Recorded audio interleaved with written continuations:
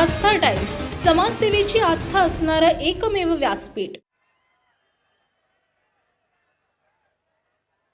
महाराष्ट्राचं कुलदैवत छत्रपती शिवाजी महाराज, वंदनीय हिंदुहृदय सम्राट शिवसेना प्रमुख बाळासाहेब ठाकरे, आदरणीय पक्षप्रमुख उद्धव साहेब ठाकरे, युवा सेना प्रमुख आदित्यजी ठाकरे, गेली 57 वर्ष शिवसेनेसाठी प्रत्यक्ष आणि अप्रत्यक्ष आपलं योगदान देणारे तमाम शिवसैनिक. शिवसेना 57 वर्षाची झाली.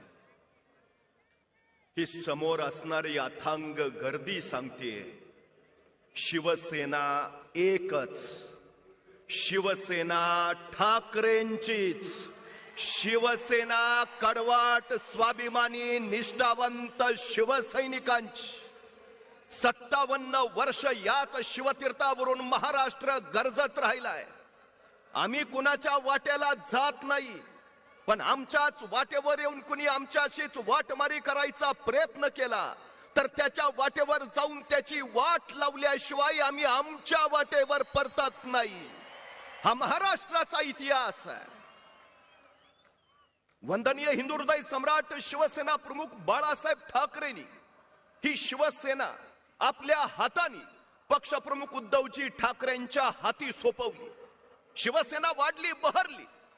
शिवसेना 57 वर्षाचा महावृक्ष झाला. असंख्य शिवसैनिकांच्या घामातून या महावृक्षाला असंख्य फळं लागली.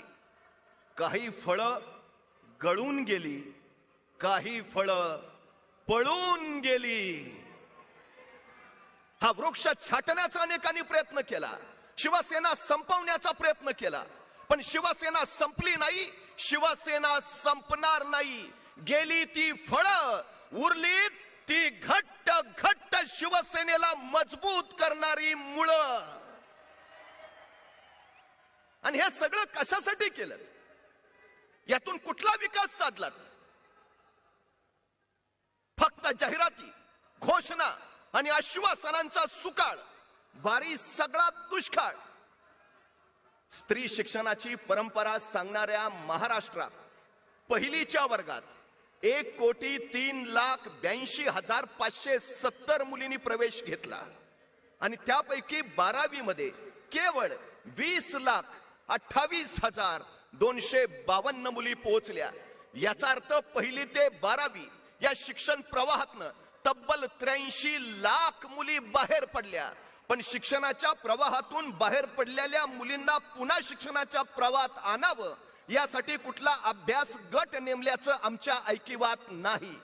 20 पेक्षा कमी पटसंख्या असणाऱ्या शाळा बंद करायचा तुगलकी निर्णय घेतला जातो आहे, पण पटसंख्या कशी वाढवली जाईल यासाठी कुठला अभ्यास गट नेमल्याची नोंद नाही.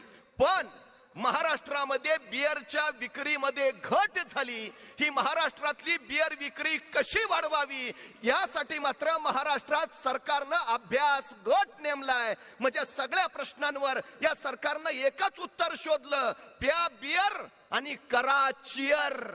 आम्ही कुठं घेऊन चाललो महाराष्ट्र आमचा? ज्या राज्यानं देशाला दिशा दिली त्या राज्याला आम्ही आज कुठल्या दिशेनं घेऊन चाललो आहे?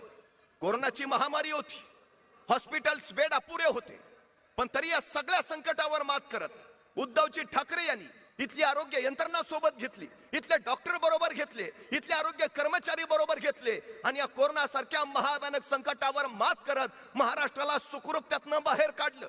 आता कोरोना सारखी महामारी नाही, डॉक्टर्स तेच आहेत, आरोग्य यंत्रणा तीच आहे, कर्मचारी तेच आहेत, तरी नांदेडच्या शासकीय रुग्णालयामध्ये 48 तासात 35 रुग्ण दगावले. छत्रपती संभाजीनगर मध्ये 24 तासात 12 रुग्ण दगावले. नागपूरला तेच, ठाण्यात तेच. हे मृत्यूचं थैमान काय? नेमकं काय बदललंय? बदललं हे नेतृत्व, बदललं हे सरकार. तुम्ही उद्धवजी ठाकरेंना मुख्यमंत्री पदावरनं घालवलात, पण कोरोनाच्या काळात उद्धवजी ठाकरेंनी केलेलं कार्य जनतेच्या मनातून कसं घालवणार हा सगळ्यात महत्वाचा प्रश्न आहे. तुम्ही फक्त जाहिराती करा. खरं शासनाचा आज रोज 20 लाख रुपये खर्च आहे जाहिरातीचा. हे जाहिरातीचे पैसे जर औषधाकडे वळवले असते तर शेकडो निरपराध रुग्ण वाचले असते. ही सगळ्यात महत्वाची गोष्ट आहे. आज आमच्या तरुणांची अवस्था काय? बेरोजगारी प्रचंड वाढली आहे. परवा पोलीस भरती झाली, 7,000 जागा, अर्ज आले 6 लाख. 3 शासकीय विभागातल्या भरत्या निघाल्या, अर्ज आले, जागा होत्या 35,000, अर्ज आले 23 लाख. काय अवस्था आहे नेमकी? एका राजाच्या दरबारात एक गायक आला, मैफल चालू झाली, गायकानं गाणं चालू केलं आणि गायकाचं गाणं ऐकून राजा प्रचंड खुश झाला. म्हटला तुझ्या खात्यावर 1 लाख जमा करतो. गायकाला आणखी उत्साह आला, तो आणखी चांगलं गायला लागला. राजा आनंदात म्हणाला तुझ्या खात्यावर आता 15 लाख जमा करतो. मग तर त्या गायकाला भरूनच आलं, तो आणखी चांगला गायला लागला. राजा म्हटला तुला पक्क घर देतो. गायकाला आणखी उत्साह आला. राजा म्हटला आता तुझ्या मुलाला नोकरी देतो, प्रतिवर्षी 2 करोड नोकऱ्या देणारच आहे. गायकाला आनंदच आनंद झाला. मैफल संपली, गायक आनंदात घरी आला. बायकोला म्हणाला राजाने आज मला बक्षिस घोषित केली, 15 लाख खात्यावर जमा करतो म्हणले, पक्की घरं देतो म्हणले, नोकऱ्या देतो म्हणले, आता आपले बुरे दिन जाणार, अच्छे दिन येणार. बायकोलाही आनंद झाला. महिना झाला, 2 महिने झाले, 3 महिने झाले, 4 महिने, वर्ष, 2 वर्ष, 3 वर्ष. बायको संतापली. गायकाला म्हणाली पहिले राजाच्या दरबारात जा, 15 लाख कधी देणार आहे ते विचारा, घर कधी देणार आहे ते विचारा, पोरला नोकरी कधी देणार आहे ते विचारा, त्याशिवाय घरात पाऊल ठेवायचं नाही. गायक राजाकडे गेला. राजाला म्हणाला आपली मैफल झालेली, तुम्ही माझं गाणं ऐकून मला बक्षिस घोषित केली, 15 लाख खात्यावर जमा करतो म्हटला, पक्क घर देतो म्हटला, मुलाला नोकरी देतो म्हटला. महाराज 3 वर्ष झाली अजून काहीच नाही.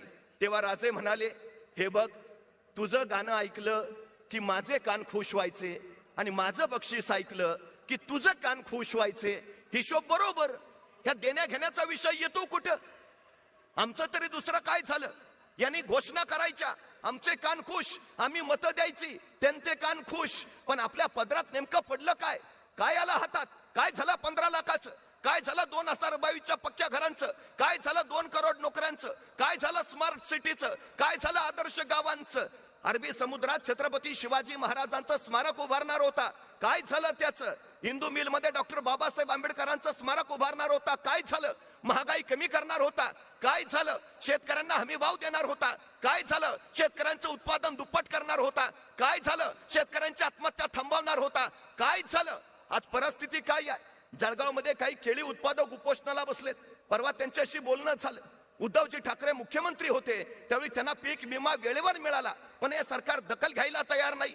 उद्धवजी ठाकरे मुख्यमंत्री होते, सोयाबीनला 11,000 रुपये दर होता, आज दर काय आहे? उद्धवजी ठाकरे मुख्यमंत्री होते, कपाशी 11,000 होती, आज दर काय आहे? अग्रिम विमा वेळेवर मिळत नाही. आज 15 जिल्ह्यातल्या 42 तालुक्यात भयान दुष्काळ आहे, पण दखल घेतली जात नाही. रोज सरासरी 10 ते 12 शेतकरी आत्महत्या करतायत. ही इथली परिस्थिती आहे.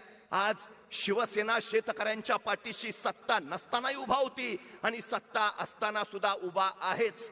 एका शेतकऱ्याच्या घरात एका मांजरीला काही पिलं झाली आणि पिलं जन्माला आल्याबरोबर ती पिलं अच्छे दिन अच्छे दिन अच्छे दिन ओरडायला लागली. त्या शेतकऱ्यालाही कौतुक वाटलं, चर्चा गावभर झाली, माणसं ती पिलं बघायला आली. त्यांच्या जिल्ह्याच्या नेत्यालाही कळालं. तो म्हणला मग आमचे साहेब अच्छे दिन आणणारच आहेत, येणार अच्छे दिन. त्यालाही कौतुक वाटलं, पिलं बघायला तो शेतकऱ्याच्या घरी आला.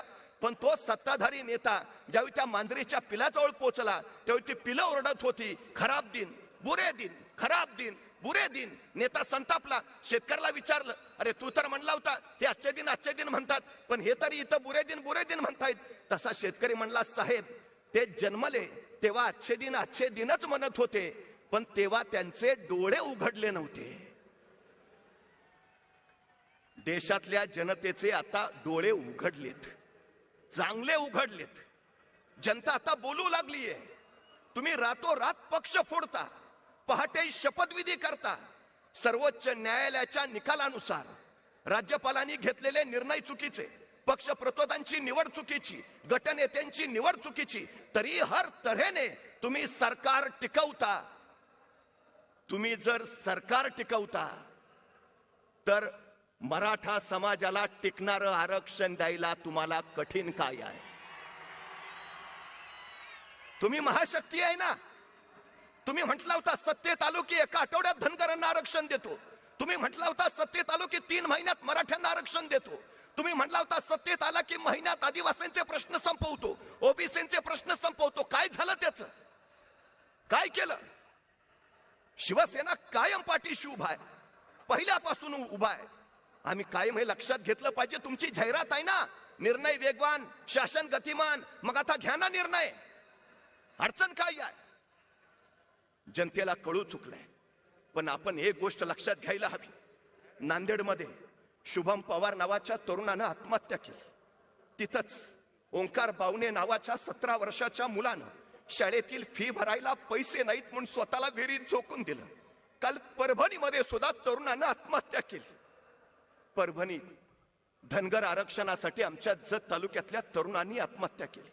माझे हात जोडून विनंती आहे, तरुणांनो, टोकाचं पाऊल उचलू नका. हवं ते मिळणारच आहे. धीर सोडू नका. हा छत्रपती शिवाजी महाराजांचा लढवय्या महाराष्ट्रात रुमन बाजूला टाकून पोलादी मनगट आणि दिल्लीच्या तख्ताला धडका देणारा महाराष्ट्र आहे. चिनाबच्या पलाड जाऊन अब्दालीच्या पोरांच्या नांग्या ठेचणारे हा महाराष्ट्र आहे.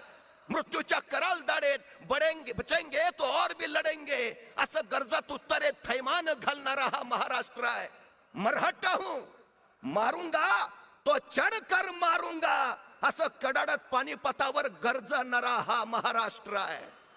या महाराष्ट्राच्या पाठीशी शिवसेना आहे.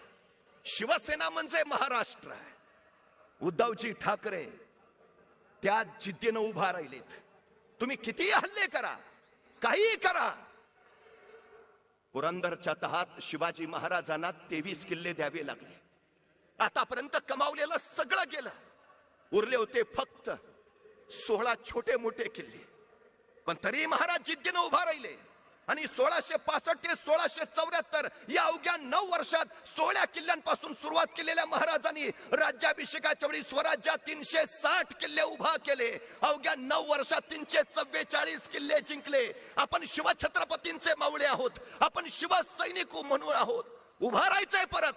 उद्धवजी ठाकरे त्या जिद्दीनं उभा आहेत. त्या जिद्दीनं 40 गेलेत. 140 निवडून आणायची ताकद या शिवसेनेच्या मनगटात आहे. आता सज्ज व्हा, बोला छत्रपती शिवाजी महाराज की.